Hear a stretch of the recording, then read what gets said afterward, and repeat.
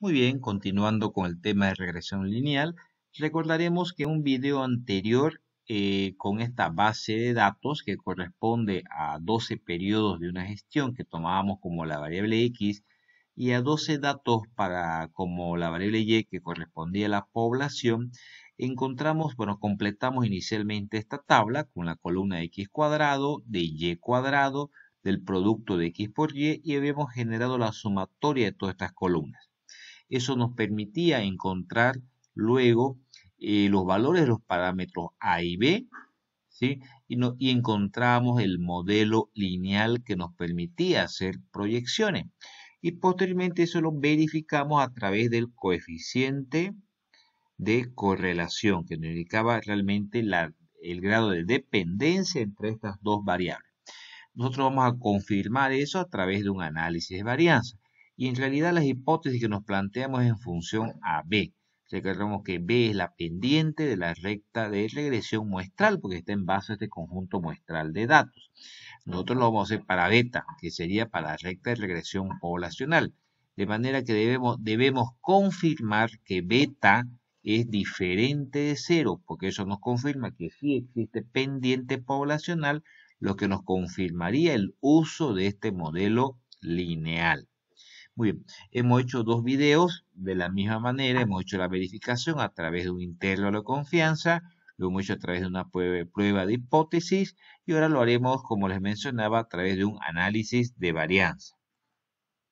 Bien, entonces para ello nos planteamos inicialmente nuestras hipótesis. Como hipótesis nula, que beta es igual que cero, es decir, que la pendiente poblacional es igual que cero. Y como hipótesis alternativa, que beta es diferente de cero. Importante recordar que si llegáramos a aceptar h sub 0, indicando que beta es igual a cero, significa que no existe pendiente, por lo tanto, invalida el modelo que hemos encontrado para hacer proyecciones. Bien, nos planteamos, recordemos que el análisis de varianza lo hacemos con la prueba Fisher, pero siempre en este caso, en el caso del análisis de varianza, trabajamos siempre en función a una sola cola y vamos a trabajar al 95%. Por lo tanto, que este valor crítico corresponde al 95% en la tabla Fisher. Ese valor que tenemos acá de 4,965 lo hemos encontrado con grados de libertad del numerador, le asignamos siempre el valor 1, en el caso de análisis de varianza para regresión, y como grado de libertad 2 o grado de libertad del denominador de n-2, que sabemos que son 12 datos, por lo tanto 10 serían los grados de libertad del denominador. Bien, entonces el valor obtenido de tabla Fisher es 4,965, lo vamos a verificar enseguida. Recordemos que es en la tabla el 95%, con 1 grado de libertad en el numerador y 10 grados de libertad en el denominador. Si nos vamos a la tabla Fisher, en la del 95%, con 1 grado de libertad en el numerador y 10 grados de libertad en el denominador, efectivamente 4,65 sería nuestro valor crítico. Bien, ya hemos encontrado nuestro valor crítico. Ahora hay que generar nuestro valor de prueba, nuestro factor de prueba, y eso o el estadístico de prueba, y eso lo hacemos a través del cuadro ANOVA, es decir, a través de un análisis de varianza, donde tenemos la columna de fuente de variación, que vamos a tomar en cuenta la regresión, el error total, y la suma de cuadrados, los grados de libertad, los cuadrados medios, y el F calculado, que es nuestro F de prueba. Bien, vamos por partes.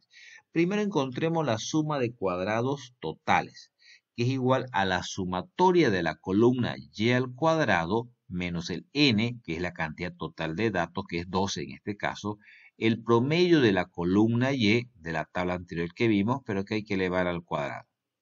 Ese promedio de y va a ser igual a la sumatoria de la columna y de la tabla anterior, de la tabla que está en la base de datos, que si recordamos era 161.446, y dividido entre n, que es 12, porque son 12 los datos, encontramos que el promedio de la columna y es 13.453.83.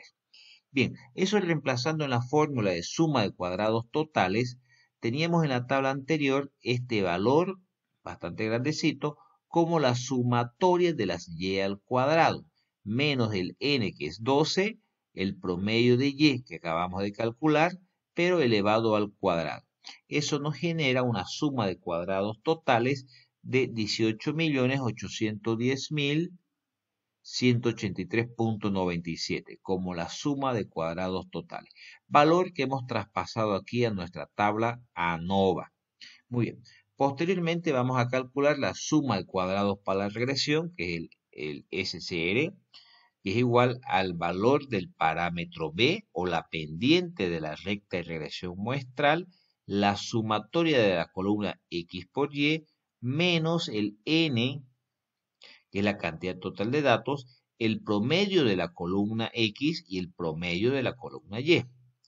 El promedio de la columna X va a ser igual a la sumatoria de toda la columna X, que es 24.162, dividido entre el N, que es 12, nos da un promedio para X de 2013.5.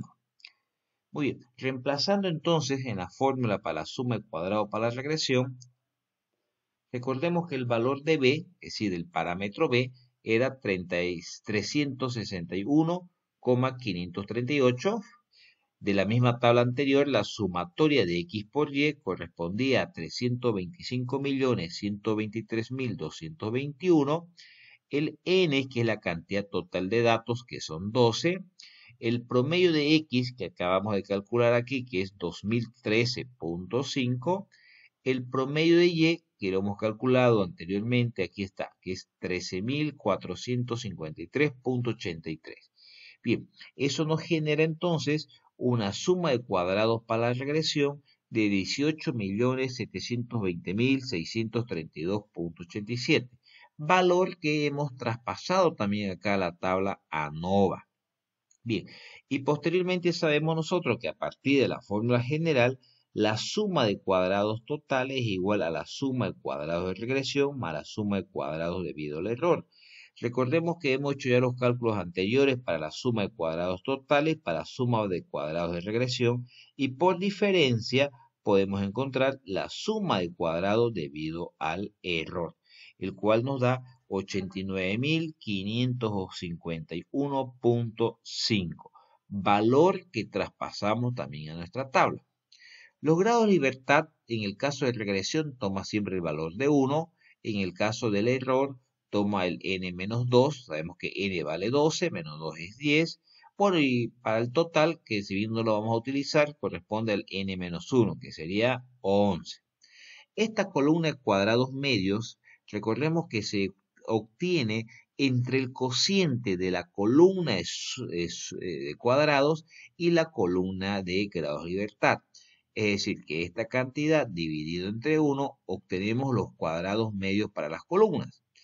Ahora, el cuadrado medio debido al error, también de la misma manera, es el cociente entre la suma de cuadrados debido al error y sus grados de libertad. Es decir, 89.551.10 dividido entre sus grados de libertad, que es 10, obtenemos cuadrados medios para el error de 8.955.011. Y no hay necesidad de calcular el cuadrado medio totales porque no lo ocupamos. Pero teniendo estos dos cuadrados medios, tanto para la regresión como para el error, el cociente entre estas dos columnas, es decir, entre 18.720.632.87 y 8.955.11, nos genera un factor de prueba que aquí se lo conoce como factor calculado, un F, de 2090.497. Este factor de prueba, comparando en nuestra gráfica, donde el valor crítico corresponde a 4,965, vemos que este factor de prueba está en la zona de rechazo. Y si está en la zona de rechazo, lo que hacemos es rechazar h sub 0. Por ende, aceptamos h sub 1. Pero, entonces, al 95% de confianza, llegamos a la conclusión de que debemos rechazar h sub 0. Es decir, que beta no es en todo caso igual a 0, rechazando la hipótesis nula y aceptando la hipótesis alternativa de hecho, donde nos dice que beta toma un valor diferente de 0.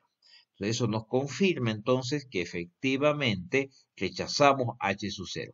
Pero al rechazar H sub 0, ¿a qué conclusión llegamos? Que sí existe regresión poblacional en el sentido, porque si beta tomar el valor 0 sabiendo que es una pendiente, significa que es totalmente horizontal, no hay pendiente. Pero en este caso hemos rechazado H sub 0, valga la redundancia, y hemos aceptado H sub 1. Ok, espero que haya quedado claro cómo hacer la verificación o aplicar inferencias sobre regresión utilizando un análisis de varianza. Muchas gracias.